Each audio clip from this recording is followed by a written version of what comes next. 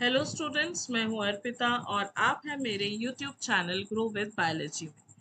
जो टॉपिक आज हम पढ़ने जा रहे हैं वो डीएनए रेप्लिकेशन के ही कंटिन्यूएशन में है। स्टार्टिंग हमने डीएनए रेप्लिकेशन का किया था मोड ऑफ रेप्लिकेशन में। उसके बाद हमने पढ़ा था मिचेल्सन एंड स्टार्स एक्सपेरिमेंट। और आज जो हम पढ़ने जा रहे हैं वो है steps involve in DNA replication. कौन कौन से ऐसे स्टेप्स हैं जो कि डीएनए रेप्लिकेशन में होते हैं और ये कौन करता है। तो चलिए आगे बढ़ते हैं। Steps involve in DNA replication पढ़ने से पहले आप सबसे रिक्वेस्ट करूंगी कि अगर आपने मेरे चैनल को सब्सक्राइब नहीं किया है तो सब्सक्राइब बिल्कुल कर दें ताकि आगे अपकमिंग वीडियोस के चैनल्स के अपडेट्स आप तक आ सके। तो अब हम स्टार्ट करते हैं स्टेप्स इन डीएनए रेप्लिकेशन। तो डीएनए रेप्लिकेशन में क्या क्या स्टेप्स इन्वॉल्व होते हैं। डीएनए रेप्लिकेशन क्या होता है ये आप समझ चुके हैं। किस तरह से होता है, इसमें स्टार्टिंग में 3 मोड्स था, conservative, dispersive and semi conservative. फिर ये प्रूव किया गया मिचेल्सन एंड स्टार्स के द्वारा कि जो रेप्लिकेशन है वो सेमी कंजर्वेटिव मोड से ही होगा। अब स्टेप्स में हर एक रिएक्शन को स्टार्ट करने के लिए पहला स्टेप होता है इनिशिएशन। कुछ भी स्टार्ट करना है तो सबसे पहले हम इनिशिएट करते हैं। जैसे आपको पढ़ना भी है तो आप पहले सिलेबस लेते हैं और वहां से प्लानिंग आउट करते हैं कि कहाँ से पढ़ना स्टार्ट करें और कैसे पढ़ना स्टार्ट करें। तो दैट इज इनिशिएशन। तो इनिशिएशन जब डीएनए रेप्लिकेशन में होगा तो इनिशिएशन का एक स्पेसिफिक पॉइंट है जिसको हम बोलते हैं ओरिजिन। फर्स्ट वीडियो में मैंने कहा था कि ये जो ओरिजिन है, ये ओरिजिन जो है ये एटी रिच होता है। एटी रिच मतलब एडेनिन एंड थाइमिन रिच। अब एटी रिच होने से फायदा क्या है, देखो एडेनिन और थाइमिन के बीच में ना सिंगल बॉन्ड होता है,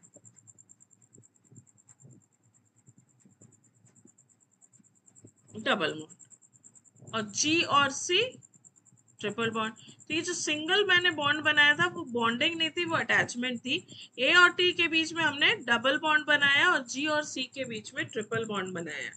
तो डबल बॉन्ड को ब्रेक करना इजी होता है और उस पॉइंट पे जाके वो स्ट्रैंड्स अलग हो जाते हैं, इसीलिए उसको हम बोलते हैं ओरिजिन, जहां से ये स्टार्ट हो जाए। अब प्रोकैरियोटिक सेल और यूकैरियोटिक सेल। प्रोकैरियोटिक सेल में एक सिंगल ओरिजिन होता है, जबकि यूकैरियोटिक सेल में मल्टीपल ओरिजिन्स होते हैं। इसमें मल्टीपल जगह से ओरिजिन हो सकता है या स्टार्ट हो सकता है। ऐसा क्यों होना चाहिए, या ऐसा इसलिए होना चाहिए या होता है क्योंकि प्रोकैरियोटिक डीएनए का साइज जो है वो छोटा है। यूकैरियोटिक में बहुत सारे जीन्स हैं और हर एक जीन को रेप्लिकेट करना या हर एक जो लेंथ है एंटायर लेंथ बढ़ा देता है। जब बहुत सारा जीन है तो एंटायर लेंथ भी बढ़ रहा है और एंटायर लेंथ बढ़ने से पूरे स्टार्टिंग से एंड तक एक एट अ स्ट्रेच पूरा कंप्लीट वो नहीं कर पाएगा या सही ढंग से नहीं कर पाएगा। इसीलिए उसमें पॉइंट पॉइंट पे या स्पेसिंग्स पे वहां पे ओरिजिन में ओपनिंग होती है और वहां से उतने पार्ट को वो रेप्लिकेट करता है। इनिशिएशन जब हो जाएगा तो ये दोनों स्ट्रैंड्स क्या हो जाएंगे, खुलने लगेंगे। तो जब खुलने लगेंगे तो सेकंड चीज ये होगी कि आपको उन दोनों स्ट्रैंड के ऊपर एक स्ट्रेस डेवलप होगा, एक दूसरे के ऊपर स्ट्रेस डेवलप होगा और इस स्ट्रेस के कारण ये अनवाइंड होना चालू कर देगा। और इस अनवाइंडिंग के लिए जो जरूरत पड़ता है वो है हेलिकेस। हेलिकेस एक एंजाइम है जो कि उसके काम है कि ये डीएनए को अनवाइंड करे। डीएनए को अनवाइंड कर कैसे करता है ये सब हम अपकमिंग वीडियोस में पढ़ेंगे। अभी हम सिर्फ स्टेप्स पे इन्वॉल्व करते हैं कि सबसे पहला जब ओरिजिन से आइडेंटिफिकेशन हो जाएगा और ओपन होना स्टार्ट करेगा तो हेलिकेस उसको अनवाइंड करेगा। अब थर्ड पॉइंट पे आते हैं। अगर अनवाइंड किया तो ये डबल स्ट्रैंडेड डीएनए जो हम पढ़ते हैं, ये डीएनए किस में चेंज हो जाएगा, सिंगल स्ट्रैंडेड डीएनए। और सिंगल स्ट्रैंड अगर इस तरह से हम बनाए तो ये सारे नाइट्रोजनस बेसिस है और इसमें एक दूसरे के साथ कॉम्प्लीमेंटेशन की टेंडेंसी होगी, क्योंकि ए अगर है वो टी से जुड़ जाएगा, जी अगर है तो सी से जुड़ जाएगा, ये ऑटोमेटिक पेयरिंग होती है। पर अगर रेप्लिकेशन करना है तो ये ऑटोमेटिक पेयरिंग को बंद करना होगा, और इस ऑटोमेटिक पेयरिंग को बंद करने के लिए यहाँ पे लगता है SSB। SSB क्या है? SSB है हमारा सिंगल स्ट्रैंडेड प्रोटीन। ये है सिंगल स्ट्रैंड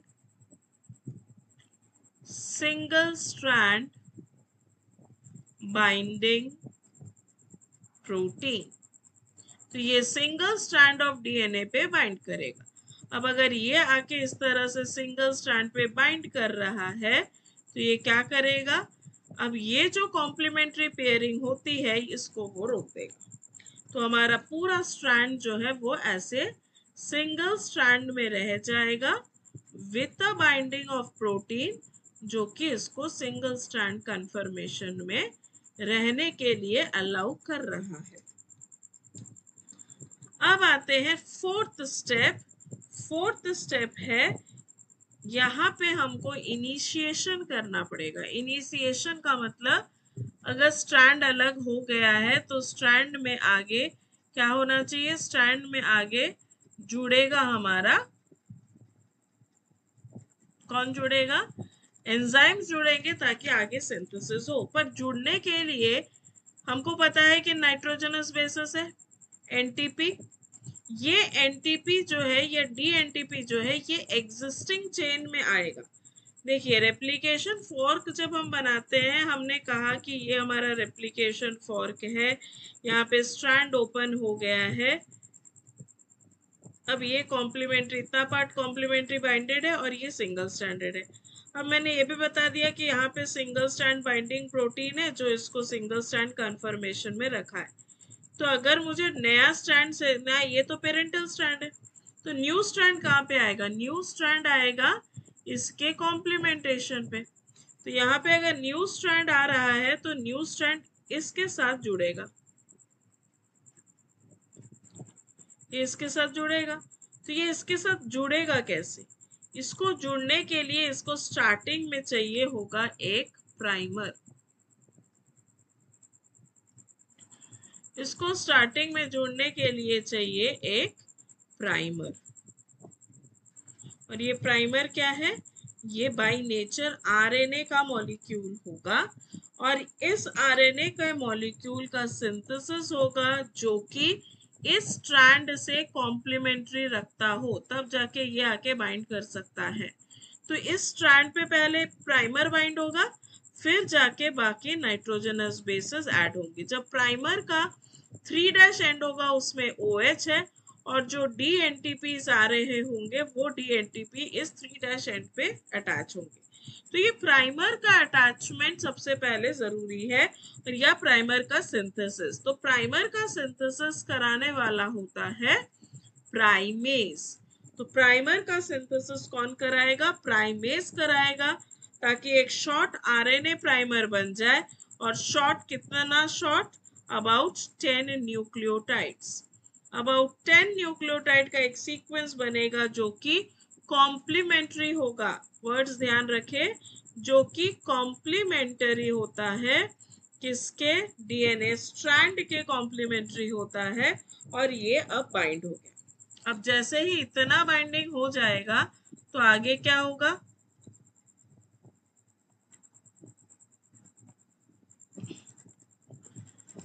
आगे क्या होगा? फोर्थ स्टेप में ये बाइंडिंग हो गया। अब नेक्स्ट फिफ्थ स्टेप जो है दैट इज इलोंगेशन। इलोंगेशन मतलब लंबा होना। क्या लंबा होगा? जो प्राइमर जुड़ा था, इस प्राइमर में आपका क्लियर करके आपको बताती हूँ।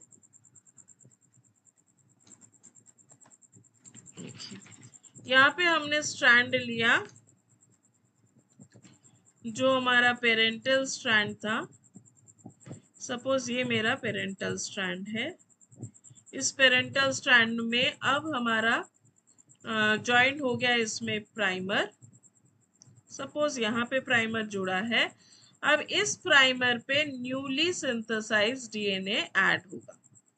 अब ये न्यूली सिंथेसाइज्ड डीएनए यहाँ पे आके एडिशन करेगा यहाँ तक। उसी तरह इस स्ट्रैंड में भी प्राइमर बाइंड होता है और उस प्राइमर में भी नया synthesize strand of nucleotide attach हो जाएगा। ये हो जाएगा प्राइमर विथ न्यूली सिंथेसाइज। तो यहाँ पे 2 स्ट्रैंड ऑफ डीएनए हमारा अब बनना स्टार्ट हो जाएगा।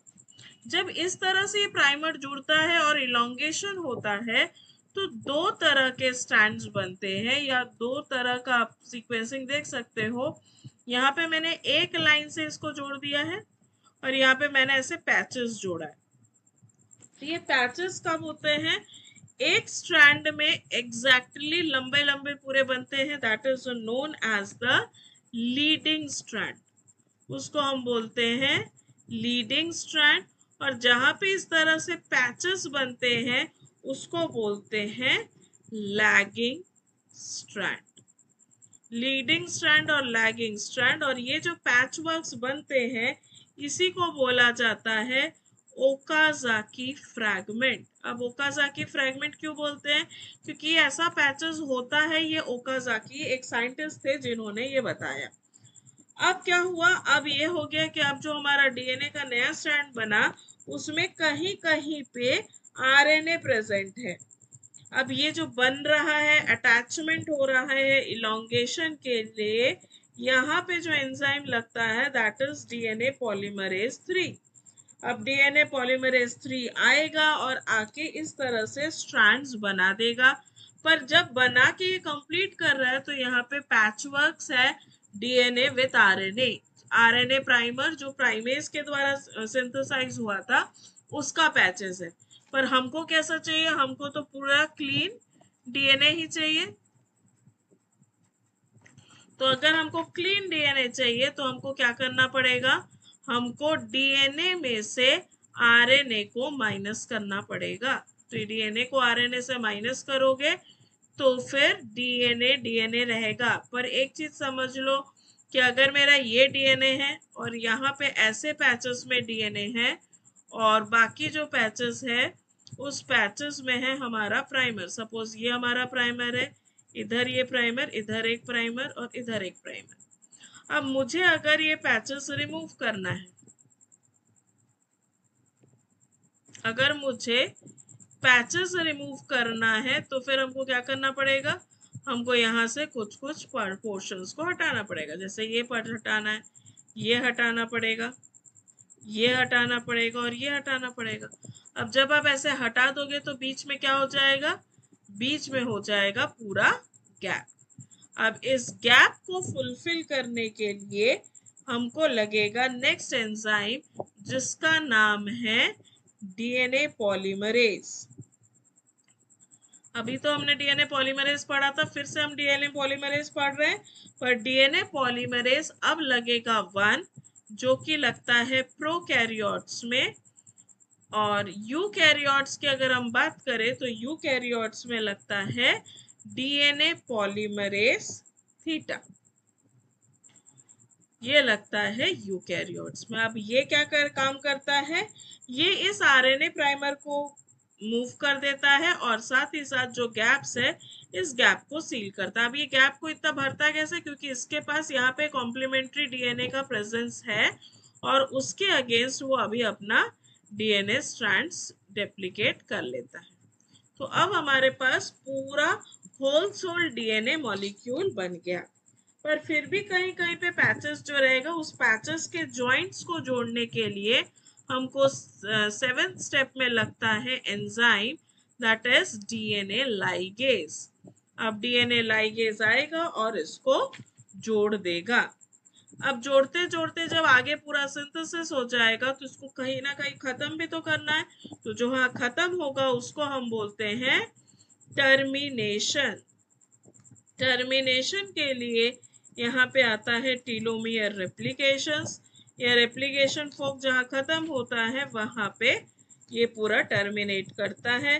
टर्मिनेशन पे कुछ रीजन्स होते हैं जो कि टर्मिनेशन में हेल्प करते हैं। वो सीक्वेंस स्पेसिफिक है, जहाँ पे उस तरह के सीक्वेंसेस आने लगते हैं तब जाके वो पूरे तरह से टर्मिनेशन हो जाता है, और उस रीजन को हम बोलते हैं टीलोमेरिक रीजन्स। तो टीलोमेरिक रीजन्स हर एक क्रोमोसोम के एंड में होगा, और उस एंड में जो रीजन्स है उससे वहां पे टर्मिनेशन हो जाएगा। तो हमने जो जो स्टेप्स पढ़ा है एक बार हम उसको पूरा रिकॉल कर लेते हैं और उसके बाद आगे बढ़ते हैं। तो सबसे पहला जो स्टेप्स था दैट वाज इनिशिएशन। हमने इनिशिएशन पढ़ा। इनिशिएशन के बाद हमने सेकंड स्टेप पढ़ा कि यहाँ पे होता है अनवाइंडिंग, जिसको हमने पढ़ा हेलिकेज एक्टिविटी में। हेलिकेज एक्टिविटी डीएनए स्ट्रैंड्स को अलग अलग कर रहा था। फिर बात आई सिंगल स्ट्रैंड बाइंडिंग प्रोटीन की, जो उसको सिंगल स्ट्रैंड में बाइंड करके सिंगल स्ट्रैंड कन्फर्मेशन में रखता था। फिर आया प्राइमेज, जो कि आरएनए प्राइमर को सिंथेसाइज कर रहा था। आरएनए प्राइमर सिंथेसाइज करने के बाद फिफ्थ स्टेप में होता है इलॉन्गेशन। इलॉन्गेशन करता है डीएनए पॉलीमरेज 3। डीएनए पॉलीमरेज 3 जब इलॉन्गेट करता है तो एक बनता है लैगिंग स्ट्रैंड और एक बनता है लीडिंग स्ट्रैंड। लैगिंग स्ट्रैंड को बोला जाता है ओकाजाकी फ्रैगमेंट, इसी को बोला जाता है ओकाजाकी फ्रैगमेंट्स। इसके बाद क्या हुआ, इसके बाद हमने देखा कि जब ये पॉलीमरेज सिंथेसिस कर दिया तो इसमें पैचवर्क बना आरएनए और डीएनए का। तो इस आरएनए प्राइमर्स को हटाना पड़ता है।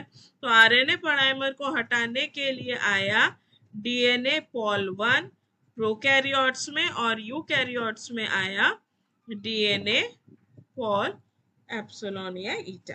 ये आके इसमें क्या किया, इसने आरएनए प्राइमर्स को हटाने लगा, और आरएनए प्राइमर्स को जब हटाने लगा और साथ ही साथ वो जहाँ पे स्ट्रेच ऑफ न्यूक्लियोटाइड का गैप्स बन रहा था, क्योंकि आरएनए प्राइमर 10 न्यूक्लियोटाइड्स का था, तो ये 10 न्यूक्लियोटाइड को जो गैप हो रहा था उसको कॉम्प्लीमेंट्री पेयरिंग से यही फुलफिल कर रहा था। फिर जो अटैचमेंट बच गया था स्ट्रैंड के बीच में, जो फॉस्फोडाइस्टर बॉन्ड का गैपिंग था, उसको कंप्लीमेंट करने के लिए आया डीएनए लाइगेज। याद रखिए डीएनए लाइगेज जो है ये फॉस्फोडाइस्टर बॉन्ड को प्रोड्यूस करता है, ये फॉस्फोडाइस्टर बॉन्ड का फॉर्मेशन करता है। अब ये फॉस्फोडाइस्टर बॉन्ड का फॉर्मेशन हो गया तो अब आपके पास डबल स्ट्रैंडेड डीएनए पूरा बन गया, और यहाँ पे टेलोमेरिक रीजन पे पहुंच के इसका टर्मिनेशन हो जाता है। ये है हमारे बेसिक स्टेप्स डीएनए रेप्लिकेशन का। होप सो आपको समझ में आया होगा। नेक्स्ट वीडियो जो होगा वो होगा डिटेल्ड में एंजाइम्स इन्वॉल्व। सिर्फ हम एंजाइम्स इन्वॉल्व पे ही काम करेंगे, कैसे स्लाइडिंग क्लैंप आता है और ये सारे जो आते हैं ये कैसे हो रहे हैं और क्या रिएक्शंस है। इसमें मैंने एक डायग्राम लिया था, ये देखिए ये डायग्राम है। इस डायग्राम को हम कैसे समझ सकते हैं ये हम अच्छे से समझेंगे। यहाँ पे देखो बीटा क्लैंप लिखा है, सिंगल स्ट्रैंडेड बाइंडिंग प्रोटीन लिखा है, डीएनए गाइरेज लिखा है, हेलिकेज लिखा है, प्राइमेज लिखा है। तो मैंने अभी हेलिकेज तो बताया था, प्राइमेज भी बताया है, पर डीएनए गाइरेज नहीं बताया है। तो यहाँ तक जहाँ तक हमने पढ़ा है ये बेसिक्स है, एकदम बेसिक्स है, जितना मिनिमम आपके आंसर्स में होना चाहिए for a graduate level students. Graduation तक आपका ये मिनिमम इनपुट होना चाहिए। इसके बाद जो इनपुट्स हैं वो होगा detailed about each and every enzymes involve in DNA replication. साथ ही साथ हम उसके बाद वाले क्लास में पढ़ेंगे difference between prokaryotic and eukaryotic replication.